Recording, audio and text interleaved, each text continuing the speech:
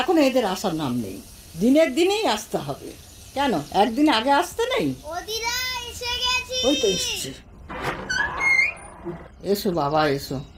বাবা ছেলে মেয়েগুলো কিরুগা হয়ে গেছে। ওসব ছাড়ো, তুমি আগে বলে বাবাকে নিমন্ত্রণ করেছো, আমাকে কেন করোনি? আজ তো জামাই ষষ্ঠী, জামাই ষষ্ঠীতে জামাইকে নিমন্ত্রণ করবো না? আর তুমি তো আমার দাদু ভাই, তোমাকে আবার নিমন্ত্রণ করতে হবে? তাহলে নাতি ষষ্ঠীর সময় শুধু আমাকে নিমন্ত্রণ করবে তো? হাসছো কেন? তোমার সব রান্না হয়ে গেছে? খেতে দাও, আমার খুব খিদে হয়েছে। হয়ে গেছে তো, এই তো মাংসটা না বানাও, এবার একটু গরম মশলা ছড়ালেই হয়ে যাবে। আয় তোরা জামা কাপড় ছেড়ে চান করে নে, আমি ভাত বাড়ছি। এই নিন মা, দই আর মিষ্টিটা রাখুন। আশা থেকেই দিদার সাথে ঝগড়া করে যাচ্ছিস। আগে ভালো করে প্রণাম কর দেখি দাদু দিদাকে।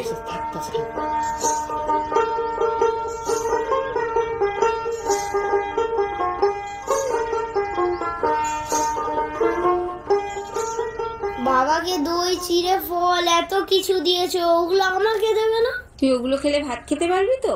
অনেক রকমের রান্না করেছি কিন্তু দিদা। আমি সব খেতে পারবো, আমাকেও দাও। দাঁড়া ভাই, আমি তোকে দিচ্ছি। না না, আগে বাবার থেকে একটু খেয়ে দেখ কেমন লাগে। শুধু দই চিড়েটা না খেয়ে রেখে নষ্ট করবি। আচ্ছা ঠিক আছে, খাক না। তাহলে আমাকে কিন্তু বাবার মতন এত বড় একটা মাছের মুড়ো দিতে হবে। মুড়ো তো একটাই আছে, তোরা বাবার সাথে বস, যেটা ভালো লাগে সেটাই। আমার জন্য এটাও নেই, ভালো